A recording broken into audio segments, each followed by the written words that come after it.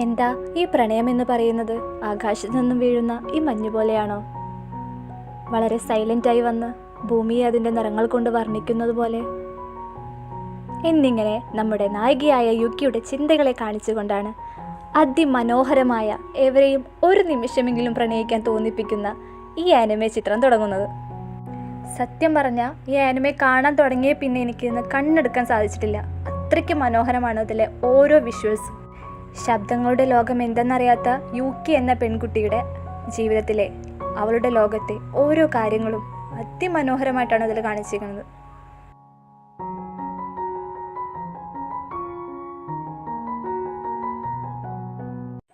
ഈ എപ്പിസോഡ് തുടങ്ങുന്നത് ഹഷിമോട്ടോ എന്ന സ്ഥലത്തേക്ക് പോകുന്ന ഒരു ട്രെയിനും കാണിച്ചുകൊണ്ടാണ്. ട്രെയിനിലാണെങ്കിൽ ഒരുപാട് യാത്രക്കാരുണ്ട്. അവരൊക്കെ അവരുടേതായ കാര്യങ്ങൾ ഭയങ്കര ബിസിയിലുമാണ്. നമ്മുടെ യുക്കി ആണെങ്കിലോ ട്രെയിനിൻ്റെ ഒരു മൂലയിൽ നിന്നുകൊണ്ട് എനിക്ക് ഇത്രയും നല്ല ക്യൂട്ടായിട്ടുള്ള ഡ്രസ്സ് ഇത്രയും നല്ല ഡിസ്കൗണ്ടിൽ കിട്ടിയല്ലോ എന്ന് ആലോചിച്ച് സന്തോഷിച്ചുകൊണ്ടിരിക്കുകയാണ്. ഇങ്ങനെ ഓരോന്നും ആലോചിച്ചുകൊണ്ടിരിക്കുമ്പോഴാണ് ബാക്കിൽ നിന്ന് ആരോ വന്ന് അവളെ വിളിച്ചത്. തിരിഞ്ഞു നോക്കിയപ്പോഴാണ് അവൾക്ക് മനസ്സിലാവുക അതൊരു ഫോറിനറായിരുന്നു. ഈശ്വര, ഫോറിനറോ? ഇനിയിപ്പോൾ എന്താ ചെയ്യുക? ജാപ്പനീസ് കേട്ടാൽ തന്നെ എനിക്ക് മനസ്സിലാവില്ല, പിന്നെയാണോ ഫോറിൻ ലാംഗ്വേജ്? കാരണം അവൾക്ക് കേൾക്കാനോ സംസാരിക്കാനോ കഴിയില്ലായിരുന്നു. ഇയാളാണെങ്കിൽ ഓരോന്നും ചോദിച്ചുകൊണ്ടിരിക്കുന്നുണ്ട്. ഇവൾക്കാണെങ്കിൽ ഒന്നും മനസ്സിലാവണില്ല. ഇവളങ്ങനെ പേടിച്ച് നിൽക്കുകയാണ്. ഇനിയിപ്പോൾ എന്താ ചെയ്യാമെന്ന് ആലോചിച്ചുകൊണ്ടിരിക്കുമ്പോഴാണ് ബാക്കിൽ നിന്ന് ഒരാൾ വന്നത്.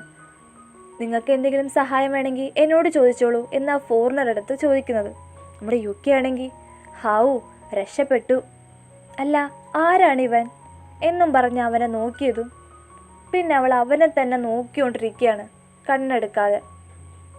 പിന്നെയാണ് അവൾക്ക് മനസ്സിലാവുക, ഓ ഇത് എൻ്റെ ഫ്രണ്ടായിട്ടുള്ള റിൻചൻ്റെ കൂടെ അതേ ക്ലബിലുള്ളവനല്ലേ എന്നവൾക്ക് മനസ്സിലാവുക. അവളങ്ങനെ ഇതൊക്കെ ആലോചിച്ചിട്ട് അവനെ തന്നെ നോക്കിക്കൊണ്ടിരിക്കുകയാണ്.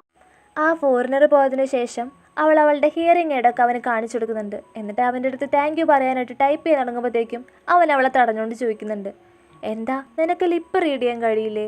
കാരണം നേരത്തെ വന്ന ആ പയ്യനില്ലേ, അവൻ നന്നായി ജാപ്പനീസ് സംസാരിക്കുമായിരുന്നല്ലോ. അവളാകട്ടെ അവൻ വളരെ അടുത്ത് നിന്ന് സംസാരിച്ചുകൊണ്ട് ഭയങ്കര നെർവസ് ആയിട്ടായിരുന്നു ഉത്തരം പറഞ്ഞത്. എനിക്ക് കുറച്ചൊക്കെ പറ്റൂ. ഇത് കേട്ടതും നിന്നെപ്പോലെ ഒരു പെൺകുട്ടിയെ ഞാൻ ഇതുവരെ കണ്ടിട്ടില്ലല്ലോ എന്നായി അവൻ. അവളാകട്ടെ നമ്മൾ ഒരേ കോളേജിലാണ് പോകുന്നതെന്നും എൻ്റെ ഫ്രണ്ടായിട്ടുള്ള റിൻചനും നീയും ഒരേ കൾച്ചറൽ ക്ലബിലാണ് ഉള്ളതെന്നും ഒക്കെ അവൻ്റെ അടുത്ത് പറയുന്നത്. ഓ അത് ശരി, ഞാൻ എവിടെ ഇറങ്ങും, നിൻ്റെ സ്റ്റോപ്പ് എവിടെയാ എന്ന് അവളോട് ചോദിച്ചു. അവളാകട്ടെ ഭയങ്കര ആശ്ചര്യത്തോടെ അവനെ തന്നെ നോക്കിക്കൊണ്ടിരിക്കുകയായിരുന്നു. കാരണം അവൻ പറയുന്നതൊക്കെ അവൾക്ക് മനസ്സിലാകുന്നുണ്ടായിരുന്നു. അവൾക്ക് മനസ്സിലാകാൻ പാകത്തിലായിരുന്നു അവൻ സംസാരിച്ചിരുന്നത്. അടുത്ത സ്റ്റോപ്പ് എത്തിയതും എന്നാൽ പിന്നെ നമുക്ക് പിന്നെ കാണാമെന്ന് പറഞ്ഞ് അവൻ ഇറങ്ങിപ്പോയി. യുക്കി ആണെങ്കിലോ നടന്നു പോകുന്ന അവനെ തന്നെ നോക്കിക്കൊണ്ടിരിക്കുകയാണ്. പിന്നീട് പിറ്റേ ദിവസം രാവിലെ യുക്കിയുടെ വീടാണ് കാണിക്കുന്നത്. യുക്കി രാവിലെ എഴുന്നേറ്റ് കോളേജിലേക്ക് പോകാൻ റെഡിയായിട്ട് അമ്മയുടെ അടുത്ത് ടാറ്റൊക്കെ പറഞ്ഞ് കോളേജിലേക്ക് പോവാണ്. ഇന്ന് ഭയങ്കര സന്തോഷത്തിലായിരുന്നു യുക്കി. ഇവളിങ്ങനെ സന്തോഷിച്ച് ഓടിപ്പോണോണ്ടായിരിക്കണം കഫേയിൽ ഒരു പയ്യൻ വന്ന് ഇന്ന് എന്താ അവൾ ഭയങ്കര സന്തോഷത്തിലാണല്ലോ എന്നും പറഞ്ഞ് അവളെ തന്നെ നോക്കിക്കൊണ്ട് നിൽക്കുന്നുണ്ട്. പിന്നീട് കോളേജിലെത്തിയതിന് ശേഷം യുക്കിയും യുക്കിയുടെ ഫ്രണ്ടായിട്ടുള്ള റിൻചനും കൂടി സംസാരിച്ചുകൊണ്ടിരിക്കുകയാണ്. യുക്കി കഴിഞ്ഞ ദിവസം സംഭവിച്ച കാര്യങ്ങളൊക്കെ റിൻചൻ്റെ അടുത്ത് പറയുന്നുണ്ട്. ഇതൊക്കെ കേട്ടിട്ട് റിൻചൻ ഒരു ഫോട്ടോ എടുത്ത് കാണിക്കുന്നുണ്ട്. ദേ ഇവനാണോ എന്ന്. അവൻ്റെ ഫോട്ടോ കണ്ടതും യുക്കിയുടെ മുഖം കാണേണ്ടതാണ്. അത്രയ്ക്ക് സന്തോഷമായിരുന്നു ആ മുഖത്ത്. ഇപ്പോൾ ഇറ്റ്സോമിസാൻ അല്ലേ നിന്നെ സഹായിച്ചെന്നല്ലേ, അവൻ ഇന്നലെ കാനഡയിൽ നിന്ന് വന്നേ ഉള്ളൂ എന്ന് റിൻചൻ പറയുന്നുണ്ട്. അപ്പോഴാണ് ഇവൻ്റെ പേര് ഇറ്റ്സോമി എന്നാണെന്ന് യുക്കിക്ക് മനസ്സിലാവുക. അവളെ മുഖം കണ്ടിട്ടാവണം റിൻചൻ ചോദിക്കുന്നത്, നിനക്കെന്താ ലവ് ആണോ എന്നൊക്കെ. അപ്പോൾ നമ്മുടെ യുക്കി ആണെങ്കിലോ ലവ്വോ അതെന്താ എന്ന മട്ടായിരുന്നു അവൾ. അല്ലെങ്കിൽ വേണ്ട ക്രഷായിരിക്കും എന്നായി റിൻചൻ. അപ്പോൾ നമ്മുടെ യുക്കി ആണെങ്കിലോ ക്രഷോ, ഇനിയിപ്പോൾ ഒരു ക്രഷ് ഉണ്ടായിക്കഴിഞ്ഞാൽ ഇങ്ങനെ ആയിരിക്കുമോ എന്നൊക്കെ അവൾ ചിന്തിക്കുന്നുണ്ട്. അവളെ മുഖം കണ്ടിട്ടാവണം റിൻചൻ പറയുന്നത്, നീ പേടിക്കണ്ട എനിക്കുണ്ടൊരു ക്രഷ്. അത് ആരാണെന്നറിയോ? ഇറ്റ്സോമിസാൻ പാർട്ട് ടൈം ജോബിന് പോകുന്ന കഫേയിലെ ബോസാണ്.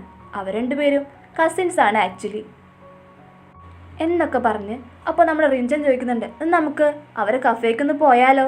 എന്നിട്ട് അവർ രണ്ടുപേരും കൂടി പ്ലാൻ ഇടുന്നുണ്ട്.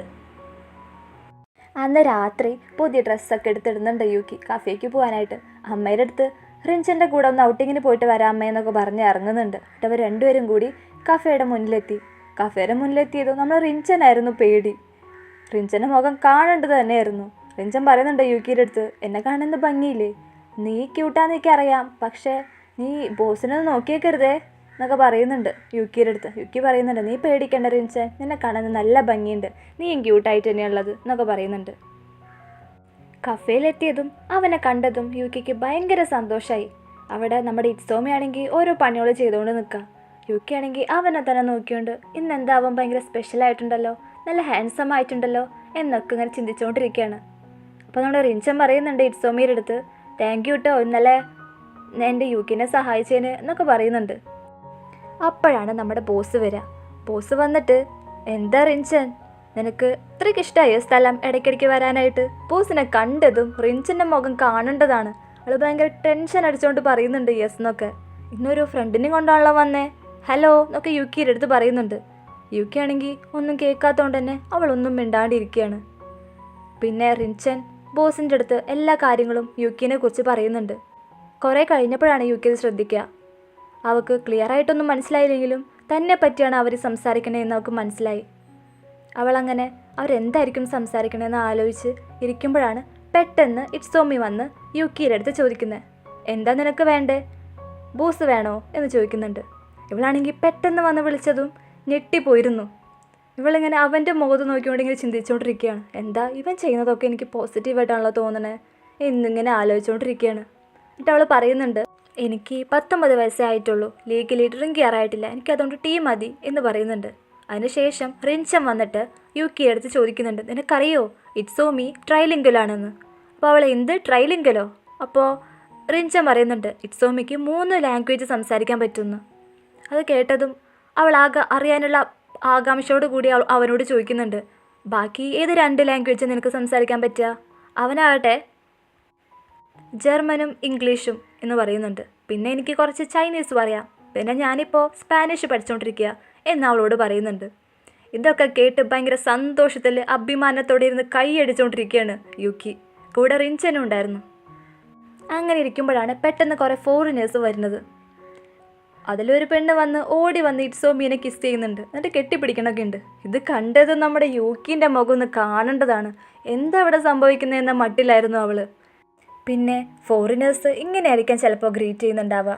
ഇറ്റ്സോമി ആണെങ്കിൽ വളരെ നോർമലുമായിട്ടാണ് ബിഹേവ് ചെയ്യുന്നത്. ഒരു പക്ഷേ ഞാൻ കണ്ടിട്ടില്ലാത്ത ഒരുപാട് ലോകങ്ങൾ ഇവൻ കണ്ടിട്ടുണ്ടാവാം, ഒരുപാട് എക്സ്പീരിയൻസും ചെയ്തിട്ടുണ്ടായിരിക്കാം.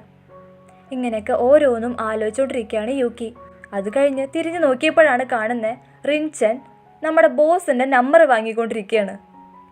ഇത് കണ്ടതും എനിക്കും വേണം നമ്പർ ഇറ്റ്സോമിയുടെ എന്ന് പറഞ്ഞ് അവൾ പെന്നെടുത്ത് എഴുതാൻ തുടങ്ങി. പിന്നെ ഇതവന് ഫോഴ്സായിട്ട് തോന്നുമോ, അല്ലെങ്കിൽ വേണ്ട, റിഞ്ചൻ എങ്ങനെയാണ് നമ്പർ വാങ്ങിയെന്ന് എനിക്കറിയില്ല എന്നും പറഞ്ഞ് അവളെ പെന്നെ അവിടെ തന്നെ വെച്ചു. പിന്നീട് ഭയങ്കര സങ്കടത്തോടെയാണ് യുക്കി കഫേയുടെ പുറത്തേക്ക് ഇറങ്ങിയത്. ഇത് കണ്ടിട്ടാവണം റിഞ്ചൻ നിനക്കെന്താ ഇറ്റ്സോമിയുടെ ID വേണോ എന്ന് അവളടുത്ത് ചോദിക്കുന്നുണ്ട്. ഇങ്ങനെയൊക്കെ സംസാരിച്ചുകൊണ്ടിരിക്കുമ്പോഴാണ് പെട്ടെന്ന് ഇറ്റ്സോമി ബാക്കിൽ വന്ന് പറയുന്നത്, എൻ്റെ ഷിഫ്റ്റ് കഴിഞ്ഞു, ഞാൻ നിങ്ങളുടെ കൂടെ വന്നോട്ടെ എന്ന് ചോദിക്കുന്നുണ്ട്. റിഞ്ചനാണെങ്കിൽ, ഓ എൻ്റെ വീട് ഇവിടെ അടുത്താ, നീ എനിക്ക് വേണ്ടി യുക്കിനൊന്ന് വീട് വരെ കൊണ്ടാക്കുമോ എന്ന് ചോദിക്കുന്നുണ്ട്. നമ്മുടെ യുക്കിക്കാണെങ്കിലോ ടെൻഷനാണോ സന്തോഷമാണോ എന്നൊന്നും അറിയാത്തൊരവസ്ഥയായിരുന്നു.